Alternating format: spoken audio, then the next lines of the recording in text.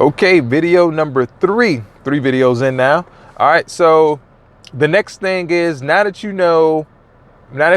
figured out or have an idea of figuring out what do I sell, and also how do I find the product. I just answered that question. The third question is, or the third question should be, how do I know this is going to make money? Now, mind you, you've answered all two of these questions and you haven't spent any money, which is phenomenal.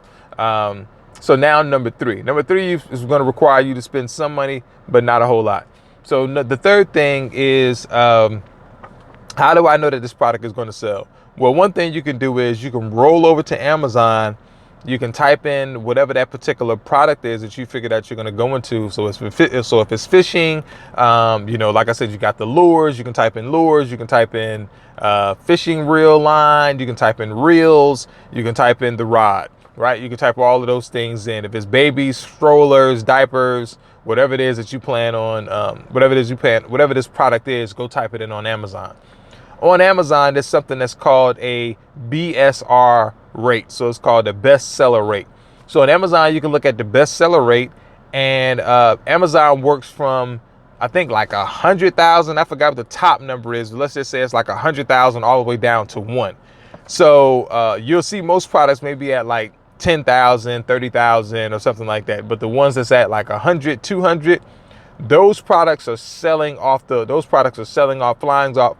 shelves. So you type in fishing rod and you click on the first two, you scroll down the page till you see bestseller rank or BSR, and then just look at that number. If it's let's just say if it's 3,000 and below, or if it's 500 and below, then that lets you know that a lot of people every single day are buying that product. So now you know that you're in a market, at least specifically this product. What I would tell you to do is open up the top 10 products on Amazon in that particular thing. So let's just say you're typing in fishing rods again, open up the top 10 fishing rods and kind of look at those numbers and see where those top 10 fishing rods range at. So if it's 500 to 1, so you got one product said the BSR says the bestseller rank says 1, another bestseller rank says 300, another bestseller rank says 1,700, another bestseller rank, because you opened up 10 of these pages, the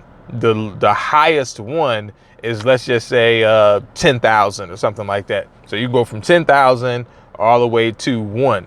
That's still a pretty good range. So you got 10 products you got 10 people that are selling the same thing, and the lowest guy with the highest number of 10,000, he's still moving some units. Like he's probably making, I don't know, depending on what the price of the product is, maybe he's making $5,000 a month just by selling fishing rods. And again, I'm just kind of making these numbers up, but I'm just kind of in my mind, I'm saying, well, okay, if a fishing rod is, let's just say, $10 or $15. I have no idea how much fishing rods are. Let's just say they're $15, and maybe he's selling enough of those fishing rods to produce $5,000 in revenue by selling these fishing rods. So I know if you're at about 8,000, because my BSR when I was selling on Amazon was roughly anywhere between 8 to 7,000, and I was at about $20,000 a month. So that's why that's what I'm using as a basis to come up with these numbers from. So again, how do I know that this product is selling? So one, you can go on Amazon and you can look at the bestseller rank of the products, type in the keyword, pull up the top 10, and then look and see how those products are selling. So that's one. Number two is you can go to Google. You can type in whatever it is, and then you'll see a bunch of ads pop up top. Those are called merchant shopping ads. And I actually just set up some of those ads the other day. So merchant shopping ads. So you can look at the merchant shopping ads, and then from there, you can check and see how many reviews a lot of these products have. They got thousands of reviews, and that's great. So typically less than 10%, way less than 10% of people actually leave a review. So that gives you some idea right there. Next thing is you can also look at the people that is number one on the page for Google, depending on what that is. So fly fishing, I don't know if there's a such thing as fly fishing rods, or if it's, I don't know if a fly fishing rod is different from a regular fishing rod. I think maybe it is, or maybe it just has something to do with the line. Again, I don't know. But you can look there as well. You can also look at Google, so you can look at so the merchant shopping. So you go to Google, type in fishing rods, you can look at the merchant shopping, and you can look at how many reviews they have. The next thing you can do is you can go into Google's keyword tool. You can go there, and then you can see how many times this keyword is searched for, where to, you want to look for the buyer keywords. So like where to buy this fishing rod. And again, replace the word fishing rod with baby stroller, diapers, organic diapers, whatever it may be. You can go ahead and replace that with something else. So we now have Amazon. You can look at Amazon, 10 pages on Amazon. You can look at the bestseller rank to tell you how many of these products are selling. There's a tool that you can use for Amazon called Camel, and it's a Chrome extension tool that you can type in, and then Camel will give you an estimate of how much this company is actually making that's selling that product on Amazon. So Camel. So that's Amazon. So we have Amazon. You have Google merchant shopping. So you can look. So you can type the fishing rod into Google merchant shopping, and then you can check there. Then the next thing is you can look at the keyword tool in Google and see if it's still available. And you can look at the keyword tool in Google, and then from there you can see how many times people are searching for where to buy fishing rods, or basically you want to look for buyer keywords. So best, top 10 baby diapers, top 10 organic diapers, or where to buy organic diapers, whatever situation may be. So those are some of the ways you can do market research. Another way that you can do it is also on Facebook. So you can go to Facebook, or let me just start off with Facebook. So you can go to Facebook.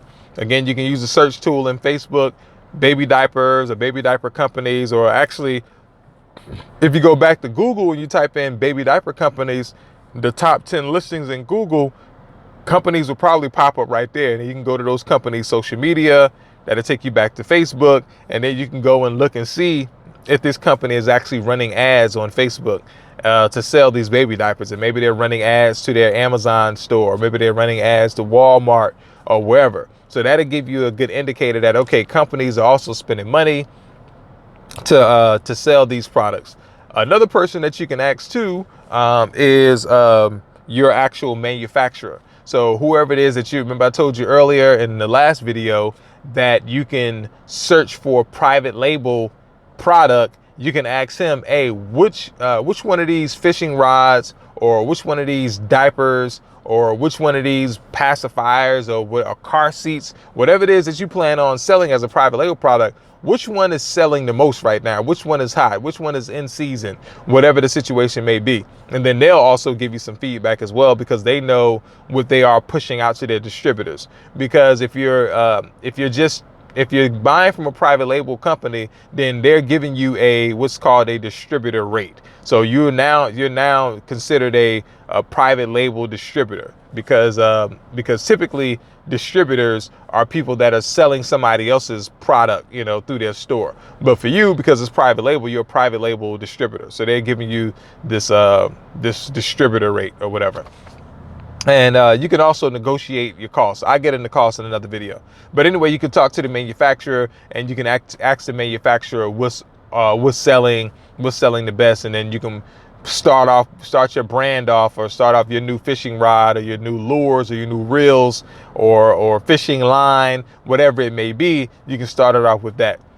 Next question. So now that you have an idea of where to go do some market research to see what's selling, now the next question is, well, how much money do I need to spend to get started? Well, I told you earlier that you probably need to look at least having about $5,000 to $10,000 in your pocket. It depends on what the product is. Obviously, if you're starting off selling something like trucks or something like something like that, then obviously the inventory is going to be a lot higher than $5,000 to $10,000. So depending on what your inventory costs are, which is what I'm about to get into next, and I got 30 seconds. So depending on what your inventory costs are, that's what's going to determine how much it's going to cost for you to go ahead and get into the game. And that's why you want to spend this time now doing the research up front. So that way, before you give this private label company money to buy inventory, one, that it's going to sell, and two, what's actually selling right now. So there's something that's called a